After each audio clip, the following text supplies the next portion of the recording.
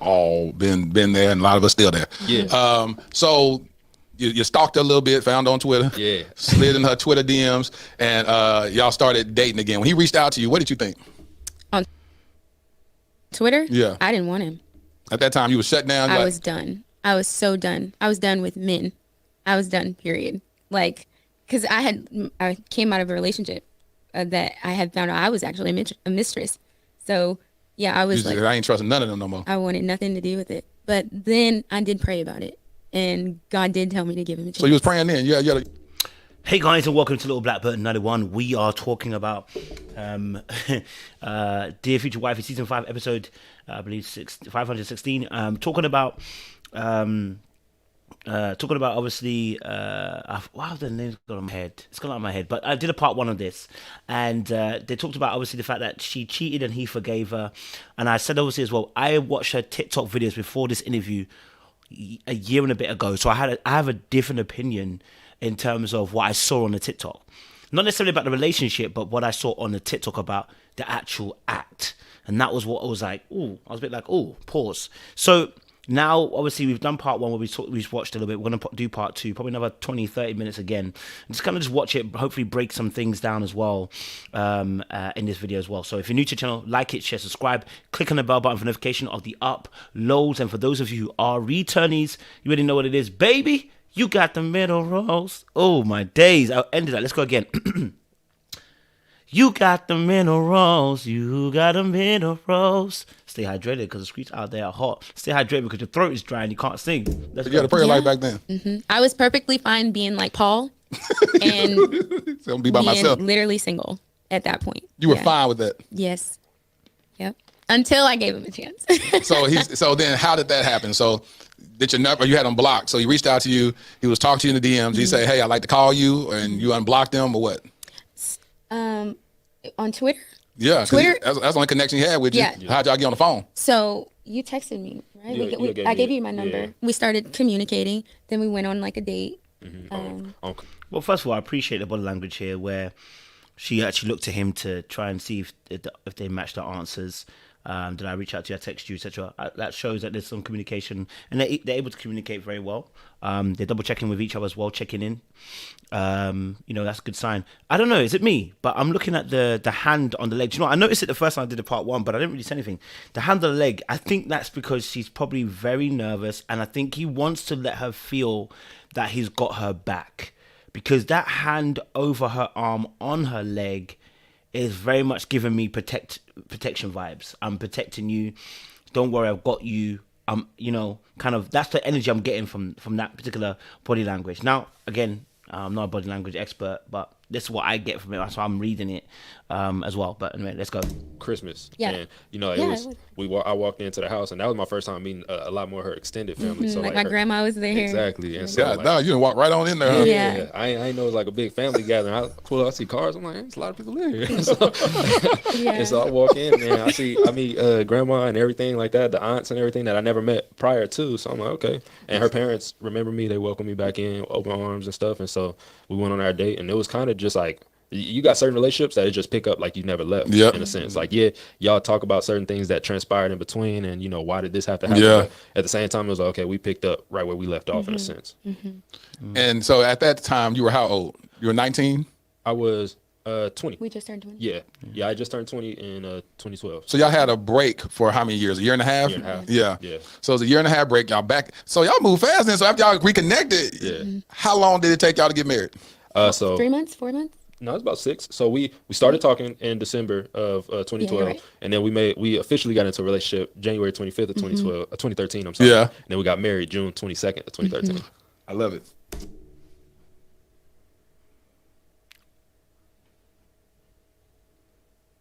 Well, damn. I might have to go back just to understand that. So they reconnected in December, made it official in January, and then married in June. Wow. They were young though, so I get it. So the speed, they were young, so moved with speed, and it's just really, really quick. I didn't expect it to come that quickly. No qualms there. Wow. That was quick. At what point did you feel like this is the one then? So when I got out of that last relationship, my first prayer that I said to God was, I'm tired of like being in pointless relationships. I want my next relationship to be my wife. And I wanted him to show me what it was that I needed in a wife.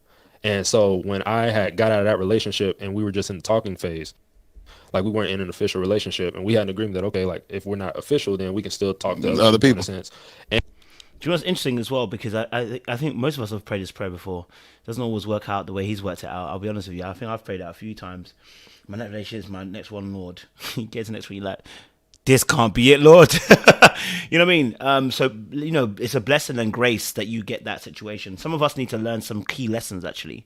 You know, and sometimes we pray this prayer and we go into things and maybe God hasn't really said an answer about it, but you assume God has said something about it, and you get into a relationship, and then you do the I can't turn back. It don't look good, it don't smell good, it's not feeling good, but you can't turn back. You can turn back, all right? You can turn back. Listen, God is not about to put you in a position where you're about to be in a relationship with someone who treats you badly, abuses you, disrespects you, doesn't love you, doesn't care for you. That's not of God. Like, baby, step out. Okay? Yeah, step out. All right? And probably need some more time just to heal so you can actually see better and use the wisdom that God has given you as well. Because that's also a part of the decision making, which is the wisdom. You got to be honest with yourself.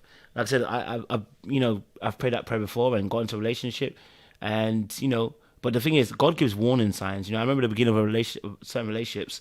God was telling me, listen, my friend, I need you to park up the bus. Don't go ahead. Stop here.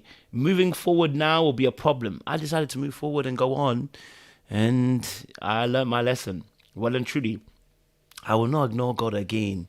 I will not ignore God again. Marriage is not do or die. I cannot come and kill myself. You understand? Yeah, let's get into it. And even during that time of trying to talk to somebody else or anything like that, I was just saying, okay, like she holds all the qualities that I always was told by my dad to look for in a wife. Okay, hold on. What were those qualities? You said your dad told you.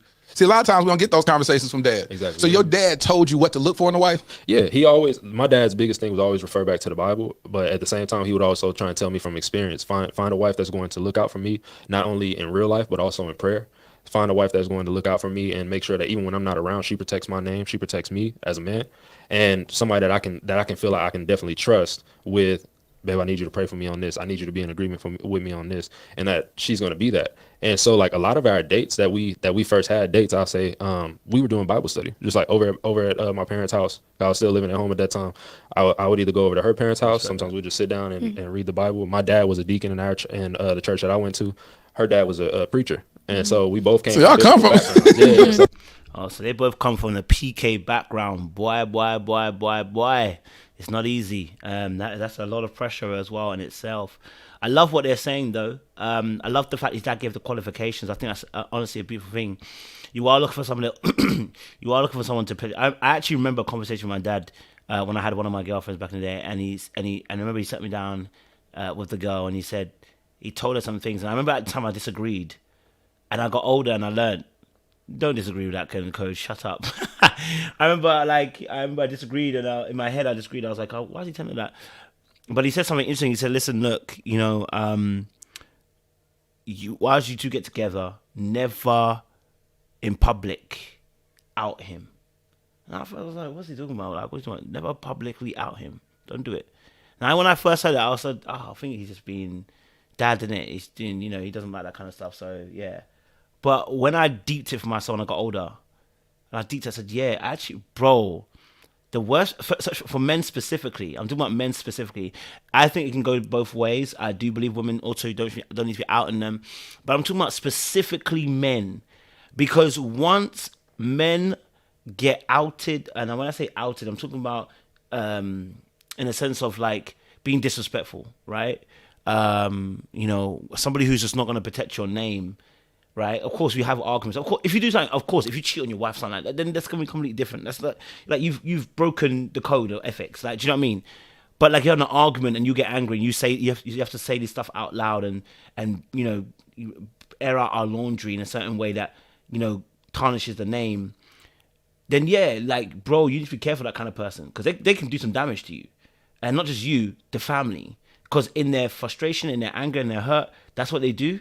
Like one of my biggest things is that when I'm in a relationship with you, like, fam, we keep our things in house, you know. I'm not about to expose you to the world and out you, and no. Keep, because we're underneath the same name, we're underneath the same banner. Whether you're my girlfriend or what, doesn't make a difference. We're underneath the same banner. We are one identity at this point. So what harms you harms me. You know what I mean? Like if you're acting a fool, it affects both of us, not just me, not just you. Sorry, not just you. So, and the same vice for me. If I act a fool, it doesn't just affect me, it affects you too. So this consciousness of covering one another, that there are times where, and this is in the Bible, it happens. Abigail does this to Nabal.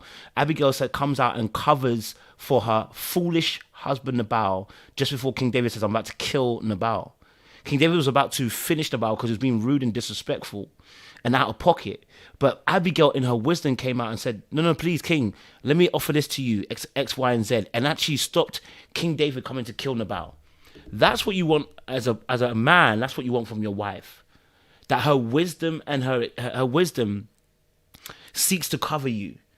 In the same, it's different from, it's not even different, but we have different ways of covering each other. You know, I can provide the physical presence, financial presence, emotional presence, and covering you. But there's a wisdom as a woman, there's a wisdom that women have that they can cover you in certain instances that you couldn't even cover yourself. And that's what you're looking for also in a partner, those kind of features. Somebody who's going to love and appreciate you, that is going to encourage you, that when they see you down, it's not about knocking your head down even further, but they want to uplift you, believe in you. It's one of my number one rules. Well, if you don't believe in me, please leave me alone. If you don't find me attractive, don't grow to attract me. Please, leave me alone. Leave me alone. So it was like, okay, like now that I'm finding somebody that it's not like, okay, we just going out and then going back to their place for a nightcap. Yeah. I'm actually finding what I need. And, you know, it was just like, okay, like this is a person that we actually had agreed, like, let's be celibate and let's see what this relationship really is, you know, going to bring out of it. That's why I got married in 6 months, huh? Listen. Love that. It wasn't easy. I ain't gonna say. And I said last time, didn't I? If you practice not having sex, you get married much quicker. It's just the honest truth. You know, it's the honest truth. It's why we have protracted relationships. I'll be honest with you. It's why we have protracted relationships. It's because we're having sex.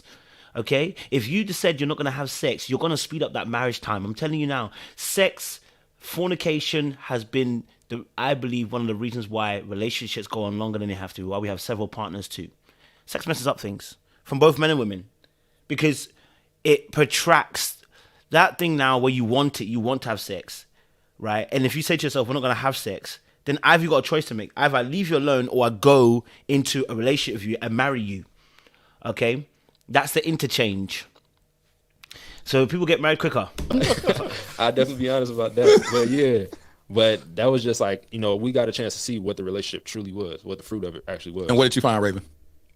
I'm sorry. In that 6 months, what'd you find? My husband. Like, or When y'all were talking in that thing, what was some aha moments that you had? His dad, you began to be the manifestation of what his father told him to seek after. What framework did you have to go after? Did mom ever sit down and talk to you about that? honestly, no.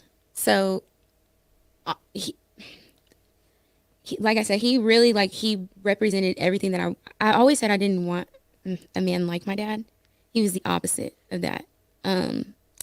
And he just displayed that. He displayed that he cared, he loved me, and he loved God. So that's what it was for me. I heard that. That's real. I just felt something to speak. That's mad as well, because I think that's the difficulty as well, that a lot of people don't have a framework to go by. So they're having to make up a framework as they go along. And I always say this as well, what framework you don't have, you will make up one. And this is where we have a lot of problems in our society when people come to dating, because the framework's messed up. Like I say to my sisters and everything like, content of characters are very important. Do you understand? Content of character is very important. You want to see the content of their character, okay?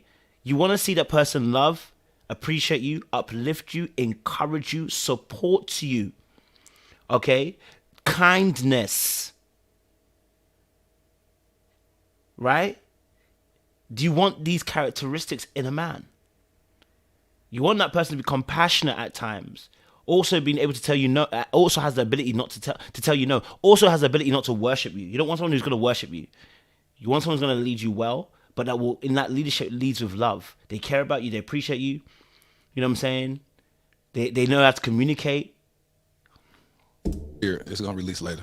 And if you don't have a framework like that, it leaves you exposed to what the world tells you is a framework to choose a person by, which is why both men and women are suffering, because men out here having a framework by Manosphere and Red Pill telling them all sorts of nonsense about being high value and that's the only thing you need to be, and it's not making healthy maintaining relationships. It's getting you in a relationship, but it's not helping you maintain one. And then you got women too on the other side as well, being told airy fairy stories about how Prince Charming comes along and saves them, and it doesn't happen. Because I done got emotional. I was thinking about Keith, but we're gonna unpack this. Okay. So here it is. So yeah, it's a I'll say this: there's a strong mandate over your life to restore what it looks like to love a woman and to love a woman sacrificially. And so there's an anointing over your life to cover your woman in brokenness that we just don't hear about it. Yeah. We just don't hear about it at all. And so what I just saw in the spirit realm is that women are listening to this right now, and now they've upped the ante and the ante in what they desire now. Yeah. They're going, no, I need a man that's going to cover me. I know. I Hold on. This is as he's talking on this. This is the mandate I thought I had with one of the girls. I thought I had the same mandate. But I weren't married, so it's completely different. So, I learned my lesson there, right? And I do believe he has that kind of mandate, because in a marriage, like I said, what he's done in terms of forgiving her, we're not trying to do a hoop de hooray. What we're saying is what he's able to do is also showing and not telling. Remember, I've been telling you guys about this all for the last 2-3 months now. Showing and telling is the leadership. If I'm going to show you something, if I'm going to say that I want you to do something, I need to show you this aspect. So I can't get annoyed in that moment. Not that I can't get annoyed. I can get annoyed, but I need to show you or what I believe is an acceptable response. And so in this instance where he's forgiven her, I can't wait. I hope because this thing is an hour and 40 minutes long. I hope they get to work. I'm probably gonna end up doing 8 or 9 parts of this video because I can't do it all the way through. I hope that we have an instance where we get to really hear about the work they actually did to restore the relationship, because that's the difficult part. That's the hard part. And I agree with the fact that he's got the mandate. I think he has got a mandate because he's in marriage and his covenant that he's made, and he's gone past that hurt point and her brokenness again. He is right. He has covered her brokenness. I want to put a precautionary tale. Don't think we are all going to do this because it's not our mandate. Because like he just said, it's a mandate. We ain't all going to do this mandate. I'm sorry. Come to me, not necessarily, no, come to me healed. Not whole, but come to me healed, because no one's really, no, you can say whole as well. But come to me, come to me, not broken in a. You can't say not broken, because we all got some form of brokenness. We've all got a form of trauma in ourselves. But I need you to heal the majority of the parts. The stuff that is destructive, because the stuff that's destructive, I need you to start to heal that. I can't be doing covering your brokenness. Because listen, we don't have the time. I do not have the energy. Okay, there's work that should have been done. Yeah, so shout out to him because that was his mandate. As for me, I cannot do it. If you're broken, go and fix yourself. Sit down on the bench, heal, come back onto the field of play. Until then, I released a video the other day, and I named everything about what we hear. Women, you're too this, you're too loud, you're too this. All not heal from certain things. Over that, right? I mean, yeah, but I mean, I'm not opposed to speaking about it. I mean, so when you talk about that, what are you referencing? So my dad he's not. My mom has always been like the provider. Okay, first of all, I can tell this conversation is a hot one because the way that she's twitching her mouth as she's speaking. I know you guys can't see it. I wish I could let you see it. She's twitching her mouth as she's talking. Tells me it's a very difficult subject. She can talk about it, but it's a very difficult subject as well. Of our family, my dad put a lot of trauma into my brother and I. Just being the fact that he represents the head of the house and all the yelling and screaming and getting in our faces and spitting and things like that. My God, really traumatized me. So the fact that when he would speak to me, I have never cried about this like this, like never. But for some reason, I believe the Holy Spirit is moving. Yep. But whenever he would speak to me, it was so gentle. He's always calling me beautiful, even today, even after the infidelity. You know, he was calling me beautiful. He was opening my door. I didn't deserve that, but he did. My dad never opened the door for me. So she obviously has a different base.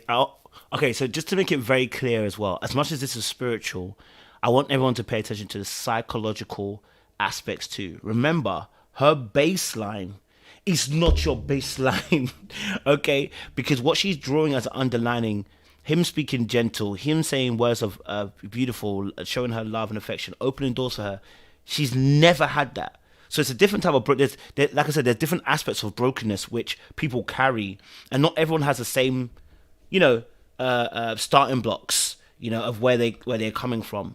So his actions of even just being gentle and loving and opening the door will be magnified to somebody else's one. They may need more, or they may need less, whichever one. Do you know what I mean? So again, this is specific as well as being general, and you have to be very careful not to. This is why even the Bible, we have to, when we read the Bible, sometimes we put ourselves as David. We are not David. Jesus is telling us a story about the lineage of Jesus and explaining stuff. And you can say, "Oh, I can take an aspect of understanding. Yes, I've got some giants to slay, whatever." But you are not David. You understand? Yeah, you are not David. You can take some instances and take some, not inferments. That's the wrong word. You can take some conclusions and some ideas from it, but you ain't David, right? And so in the same sense, oh my gosh, my words are failing me today. In the same instance, we're not this couple. So they have a different baseline. And I'm saying that to make it very precautious, because someone might be praying, going, "God, what you done for them, do it for me." And you might have a different baseline. Do you know what I mean? He did things for me that I never, I mean, I would see my dad do certain things like with my mom, but then it would come to a stop. So he was never consistent with like a lot of the nice gestures or affirmations or anything like that. He was just never consistent with it. And then he would turn around and he would start yelling and screaming and argue. He was prideful, all of this stuff that I absolutely hated. So like I said, seeing him it was completely different. Even after the infidelity, he just was amazing. Keith. Yes.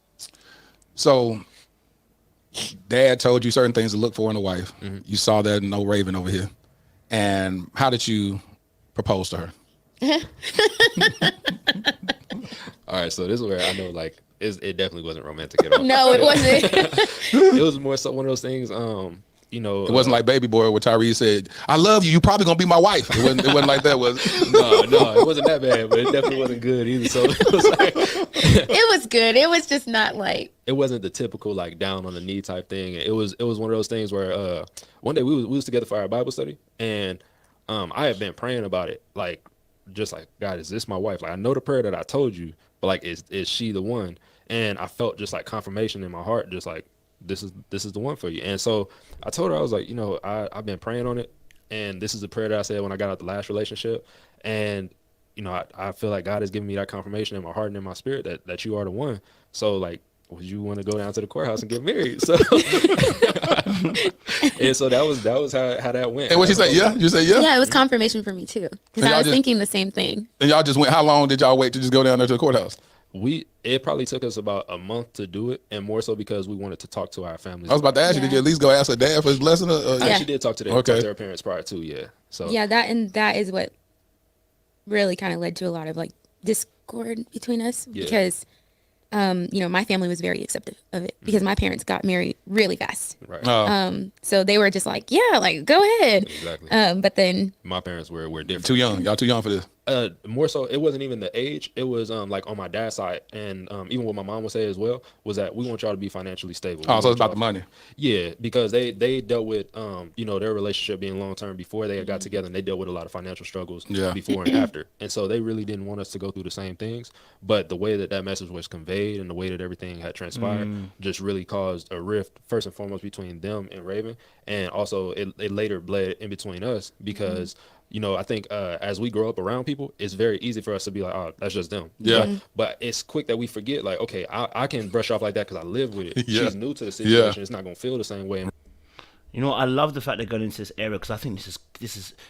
So they talked about obviously a wedge that was being driven in the relationship by voices that are being said, and again, I'm even being cautious in myself as well because it's like, how do I display? How do I give information? How do I tell people something? Do you know what I mean? This like we said, the situation they were gonna go and get married. They've prayed about it. They've confirmed it. And then obviously the way the message is being conveyed, which I could probably tell you the message was probably not being conveyed in a nice way. It's just that honest, because if it was, they would have said it. Do you know what I'm saying? Like if the message was being like, hey guys, have you guys thought about financials? Maybe financials wouldn't be the thing.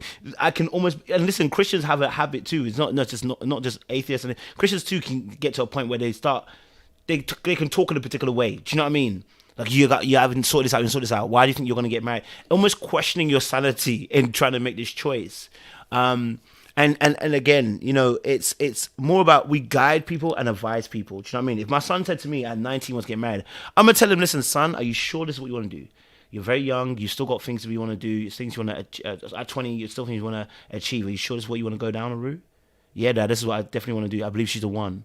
All right, I've also checked her out. I think she's a great girl. I think she's an amazing girl. There are some hurdles that are going to be along the way. Have you thought about financials?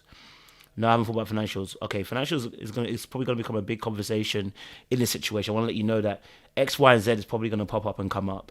All right, X, Y, and Z is probably going to happen. X, Y, and Z is going to happen here as well. Might happen in your relationship. These are some of the solutions that I had when I had to face these situations. X, Y, and Z. X, Y, and Z. These are some things that, do you know what, I don't have a solution for. I'll be honest with you. You will have to figure that one out on your own. But I'm here to support you. If you genuinely believe this is the path you're going to, I'm going to support you. I want to let you know you can always come back here and be here. I'm not 100% behind this because I think you're still too young. But I also want to honor the fact that you are a grown-ass man. You're an adult now, and you're making adult boy decisions. Okay? All right? Now, if I definitely didn't like the girl, I'm going to tell a very strong recommendation. Son, this girl, I've seen some things I do not like. And you may come to regret it. But I want to let you know I'm supporting you wholeheartedly. But I want you to pay attention. I want you to be aware. I want you to be on job. Do your role as a husband. Be duty-filled. Never be prideful. I'm still going to encourage you. Do you know what I'm saying? Like, I'm still going to encourage you to think about it. But I'm going to also be honest, let you know that I'm still going to be behind you. Because the whole point is, if it fails now, hey, where you want to go? I want you to know that you can still come back to your dad. Do you understand what I'm saying? I want to let you know you still can come back to your father, because the same way I can come back to my father in heaven. I want you to know that you can still come back to me, and that marriage is a beautiful thing. And if you desire it, fantastic. Now, it may not go the way we want it to go, but at least you're desiring it. Do you know what I mean?